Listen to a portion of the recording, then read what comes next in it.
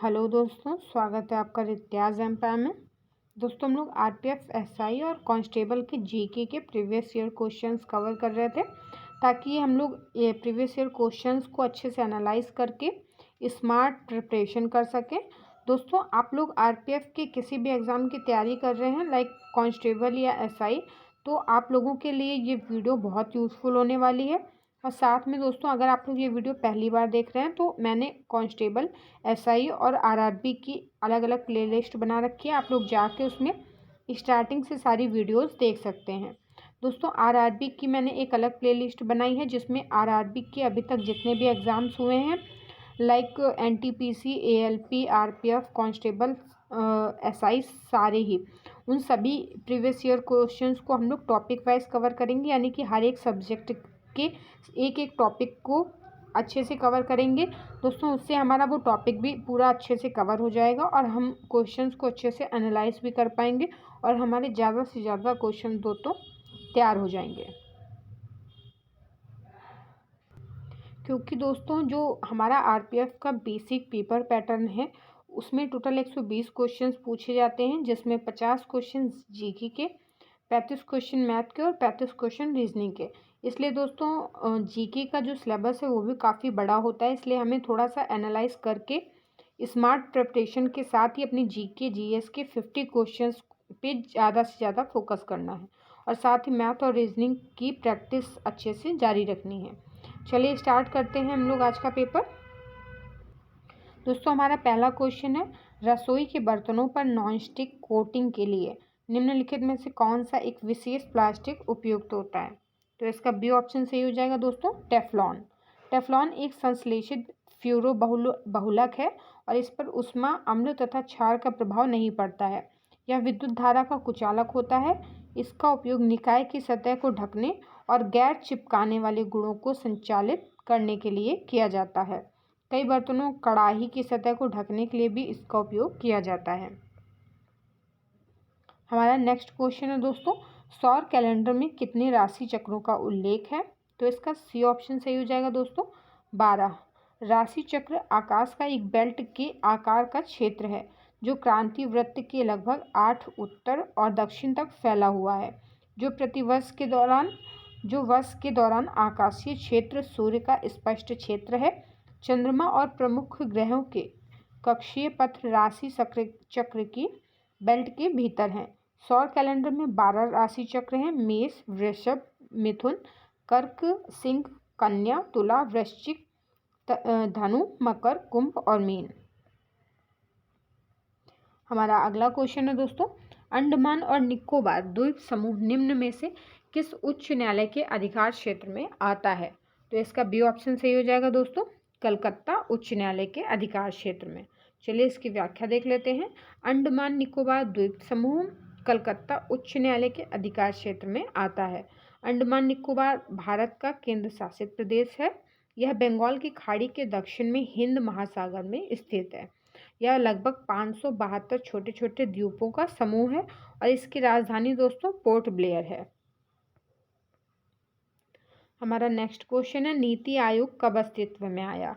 तो इसका A option सही हो जाएगा दोस्तों, 1 जनवरी 2015 को। नीति आयोग का पूरा नाम है दोस्तों राष्ट्रीय भारत परिवर्तन संस्थान और इसकी स्थापना 1 जनवरी 2015 को सरकार के कार्यकारी आदेश पर योजना आयोग के स्थान पर की गई है। हमारा नेक्स्ट क्वेश्चन है दोस्तों, प्रस्तावित राष्ट्रीय खेल विश्वविद्यालय किस राज्य में स्थापित किया जाएगा? तो इसका बी ऑप्शन सही हो जाएगा, मणिपुर। राष्ट्रीय खेल विश्वविद्यालय भारत के मणिपुर राज्य में एक केंद्रीय विश्वविद्यालय है। प्रधानमंत्री द्वारा 16 मार्च 2018 को इसका शिलान्यास किया गया। यह खेल व शारीरिक शिक्षा के क्षेत्र में भारत सरकार द्वारा स्थापित पहला विश्वविद्यालय है। हमारा अगला क्वेश्चन है, विश्व मुद्राओं के विनिमय को विनियमित करने की विधि के द्वारा शुरू की गई है। तो इसका डी ऑप्शन सही हो जाएगा दोस्तों, अंतर्राष्ट्रीय मुद्रा कोष। अंतर्राष्ट्रीय मुद्रा कोष यानी कि IMF संयुक्त राष्ट्र की एक प्रमुख वित्तीय एजेंसी है और इसका मुख्यालय दोस्तों वाशिंगटन DC अमेरिका में है। मौद्रिक सहयोग को बढ़ावा देना, वित्तीय स्थिरता तथा विनियमन दरों की विधि एवं नियंत्रण इसका प्रमुख कार्य है। इसकी अभिकल्पना जुलाई 1944 में ब्रेटन वुड्स सम्मेलन में की गई थी। हमारा अगला क्वेश्चन है, निम्नलिखित में से कौन सा महाकाव्य ऋषि वेद व्यास द्वारा लिखा गया था? तो इसका डी ऑप्शन सही हो जाएगा दोस्तों, महाभारत। महाभारत की रचना महर्षि वेद व्यास द्वारा की गई थी और महाभारत भारत का एक प्रमुख काव्य ग्रंथ है, जो हिंदू धर्म का प्रमुख धार्मिक ग्रंथ भी है दोस्तों। बाकी के शिल्पादिकारम यह तमिल साहित्य का प्रथम महाकाव्य है और इसके लेखक इलांगो आदिगल थे। और रामायण दोस्तों हिंदू धार्मिक ग्रंथ है और इसकी रचना वाल्मीकि जी ने की थी। हमारा अगला क्वेश्चन है दोस्तों, निम्नलिखित में से कौन सा भारत का सर्वोच्च खेल पुरस्कार है? तो इसका ए ऑप्शन सही हो जाएगा, राजीव गांधी खेल रत्न पुरस्कार। चलिए इसकी व्याख्या देख लेते हैं। राजीव गांधी खेल रत्न पुरस्कार भारत में दिया जाने वाला सबसे बड़ा खेल पुरस्कार है। यह प्रतिवर्ष खेल एवं युवा मंत्रालय द्वारा प्रदान किया जाता है। लेकिन दोस्तों 2021 में सरकार ने राजीव गांधी खेल रत्न पुरस्कार का नाम बदलकर मेजर ध्यानचंद खेल रत्न पुरस्कार कर दिया है। हमारा अगला क्वेश्चन है दोस्तों, दिसंबर 1953 में राज्य पुनर्गठन आयोग का गठन किसने किया? तो इसका सी ऑप्शन सही हो जाएगा, जवाहरलाल नेहरू जी ने। प्रधानमंत्री जवाहरलाल नेहरू के कार्यक्रम में 1953 में राज्य पुनर्गठन आयोग की स्थापना की गई। फजल अली इस आयोग अध्यक्ष तथा हृदयनाथ कुंजरू, के.एम. पनिक्कर इसके सदस्य थे और इनका मुख्य उद्देश्य नए राज्यों की स्थापना तथा सीमांकन करना था। इसने 1955 में अपनी रिपोर्ट प्रस्तुत की। हमारा अगला क्वेश्चन दोस्तों, पाणिनि द्वारा लिखित अष्टाध्यायी पुस्तक का विषय क्या है? दोस्तों इसका सी ऑप्शन सही हो जाएगा, व्याकरण।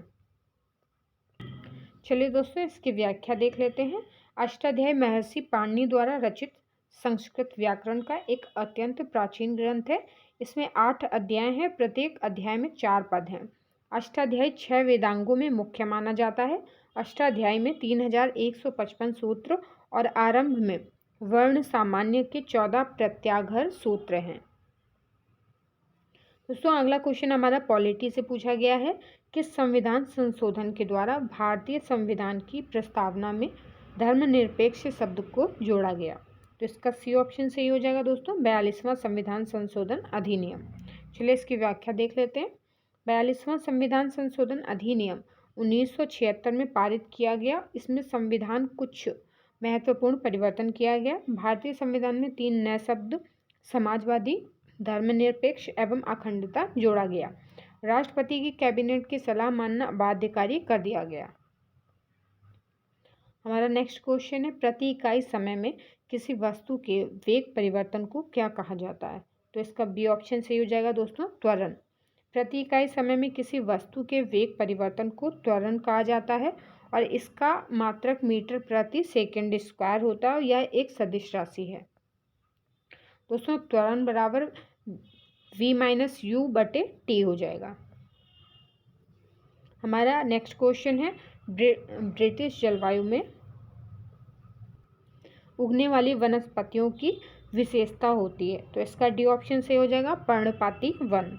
ब्रिटिश तुल्य जलवायु प्रदेश में वर्ष भर वर्षा होने के कारण घनी वनस्पतियां पाई जाती हैं। इसी कारण इस जलवायु प्रदेश में वनों का सघन आवरण पाया जाता है। यहाँ डगलस, फर, स्प्रूस, हेमलॉक तथा सिडार जैसे वृक्ष पाए जाते हैं। वस्तुतः पतझड़ वनों की पर्याप्त उपस्थिति के कारण यहाँ लकड़ी उद्योगों से संबंधित गतिविधियां प्रचलित हैं। हमारा अगला क्वेश्चन है, पश्चिमी चक्रवात की उत्पत्ति होती है। तो इसका बी ऑप्शन सही हो जाएगा दोस्तों, मेडिटरेनियन यानी कि भूमध्य सागरीय क्षेत्र से।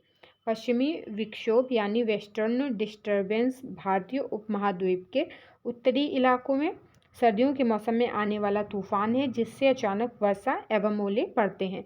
इसकी उत्पत्ति या भूमध्य सागरीय क्षेत्र में होती है। भूमध्य सागर या कैस्पियन सागर से नमी ग्रहण करता है। हमारा अगला क्वेश्चन है, बोरबरी पद्धति के अनुसार एक परमाणु के बाह्यतम कोश में अधिकतम कितने इलेक्ट्रॉन हो सकते हैं? दोस्तों इसका सी ऑप्शन सही हो जाएगा, अधिकतम 8 इलेक्ट्रॉन। बोरबरी पद्धति के अनुसार एक परमाणु के बाह्यतम कोष में अधिकतम 8 इलेक्ट्रॉन हो सकते हैं। इस मॉडल के अनुसार परमाणु के केंद्रीय भाग में छोटा धनात्मक आवेश वाला नाभिक होता है तथा उसके चारों ओर वृत्ताकार कक्षा में इलेक्ट्रॉन चक्कर लगाते हैं। इस मॉडल को 1913 में बोर तथा रदरफोर्ड ने सम्मिलित रूप से प्रस्तुत किया। हमारा अगला क्वेश्चन है, निम्नलिखित में से कौन सा रोग बैक्टीरिया द्वारा नहीं होता है? तो इसका ए ऑप्शन सही हो जाएगा दोस्तों, हेपेटाइटिस ए। दोस्तों बाकी के आंत, ज्वर, तपेदिक, हैजा ये बैक्टीरिया से होने वाले रोग हैं। चलिए इसकी व्याख्या देख लेते हैं। हेपेटाइटिस ए वायरस द्वारा सबसे ज़्यादा फैलने वाला लिवर संक्रमण युक्त बीमारी है। यह दूषित भोजन या पानी या संक्रमित व्यक्ति के साथ संपर्क में आने से फैलता है। आंत, ज्वर, तपेदिक, हैजा बैक्टीरिया द्वारा होने वाले रोग हैं। हमारा नेक्स्ट क्वेश्चन है, निम्नलिखित में से किस राज्य में एक से अधिक परमाणु ऊर्जा संयंत्र हैं? तो इसका डी ऑप्शन सही हो जाएगा दोस्तों, तमिलनाडु। तमिलनाडु में 2 परमाणु ऊर्जा संयंत्र हैं, कुडनकुलम परमाणु ऊर्जा संयंत्र, कलपक्कम परमाणु ऊर्जा संयंत्र। उत्तर प्रदेश के बुलंदशहर जिले में नरौरा में एक परमाणु ऊर्जा संयंत्र स्थापित है। कोलवाड़ा परमाणु ऊर्जा संयंत्र आंध्र प्रदेश में स्थित है। हमारा अगला क्वेश्चन है, मनुष्यों में जब एक्स गुणसूत्र वाला एक शुक्राणु अंडे को निषेचित करता है तो युग्मनज किसके रूप में विकसित होता है? तो इसका ए ऑप्शन सही हो जाएगा दोस्तों, मादा शिशु। मनुष्यों में जब एक्स गुणसूत्र वाला एक शुक्राणु अंडे को निषेचित करता है तो युग्मनज मादा शिशु के रूप में विकसित होता है। मनुष्य में गुणसूत्रों की संख्या 23 जोड़े अर्थात 46 गुणसूत्र होती है। महिलाओं में XX लिंग गुणसूत्र तथा पुरुषों में XY लिंग गुणसूत्र पाया जाता है। हमारा अगला क्वेश्चन है दोस्तों, निम्नलिखित में से कौन सा अनुच्छेद वित्त आयोग से संबंधित है? तो इसका सी ऑप्शन सही हो जाएगा, अनुच्छेद 280। संविधान का अनुच्छेद 280 वित्त आयोग से संबंधित है। वित्त आयोग एक संवैधानिक निकाय है जो भारत में संघवाद के सहयोग पर आधारित है। इसमें एक अध्यक्ष सहित 4 अन्य सदस्य होते हैं। वित्त आयोग सलाहकारी निकाय है। केंद्र व राज्य के धन बंटवारे के संबंध में सिफारिश करना इसका मुख्य कार्य है। वित्त आयोग का कार्यकाल 5 वर्ष का होता है। हमारा अगला क्वेश्चन है, निम्न में से किसके अनुसार अर्थव्यवस्था में आवश्यक वस्तुओं का कुल मूल्य हमेशा आपूर्ति के कुल मूल्य के बराबर होता है? तो दोस्तों इसका बी ऑप्शन सही हो जाएगा, वालरस का नियम। चलिए इसकी व्याख्या देख लेते हैं। वालरस के नियम के अनुसार अर्थव्यवस्था में आवश्यक वस्तुओं का कुल मूल्य हमेशा आपूर्ति के कुल मूल्य के बराबर होता है। वालरस का नियम संतुलन सिद्धांत पर आधारित है, जिसमें कहा गया है कि संतुलन में रहने के लिए सभी बाजारों को किसी भी अतिरिक्त आपूर्ति और मांग से युक्त होना चाहिए। हमारा अगला क्वेश्चन है दोस्तों, किस वर्ष दिल्ली को एक मंत्री परिषद युक्त विधानसभा प्रदान की गई जिसके प्रमुख मुख्यमंत्री थे? तो इसका डी ऑप्शन सही हो जाएगा दोस्तों, 1992 में। 69वां संविधान संशोधन अधिनियम 1991 के द्वारा 1992 में केंद्र शासित प्रदेश दिल्ली को राष्ट्रीय राजधानी क्षेत्र दिल्ली के रूप में नामित किया गया। इस संशोधन से 2 नए अनुच्छेद 239 AA और 239 AB जोड़े गए। 239 AA में प्रावधान है कि केंद्र शासित प्रदेश दिल्ली को राष्ट्रीय राजधानी क्षेत्र दिल्ली कहा जाएगा और इसके प्रशासक को उपराज्यपाल के रूप में जाना जाएगा। इसके द्वारा दिल्ली में एक मंत्रिपरिषद युक्त विधानसभा प्रदान की गई जिसके प्रमुख मुख्यमंत्री होंगे। हमारा अगला क्वेश्चन है, निम्नलिखित में से कौन सा भारत का सर्वोच्च नागरिक पुरस्कार है? तो इसका डी ऑप्शन सही हो जाएगा, भारत रत्न। भारत का सर्वोच्च नागरिक पुरस्कार भारत रत्न है और यह सम्मान राष्ट्रीय सेवा के लिए दिया जाता है। इन सेवाओं में कला, साहित्य, विज्ञान, सार्वजनिक सेवा और खेल शामिल हैं। इस सम्मान की स्थापना 2 जनवरी 1954 के तत्कालीन राष्ट्रपति राजेंद्र प्रसाद द्वारा की गई थी।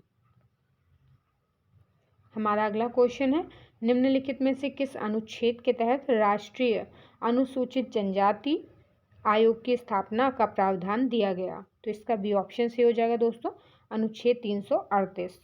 राष्ट्रीय अनुसूचित जनजाति आयोग का गठन संविधान के 89वें संशोधन अधिनियम 2003 द्वारा एक संवैधानिक निकाय के रूप में किया गया था। अनुच्छेद 338 अनुसूचित जातियों के लिए आयोग, अनुच्छेद 338 का अनुसूचित जनजातियों के लिए अनुसूचित जनजाति आयोग। दोस्तों हमारे इस वीडियो में इतने ही क्वेश्चन रहेंगे और इसके अगले वीडियो में हम लोग इसके आगे के क्वेश्चंस कवर करेंगे।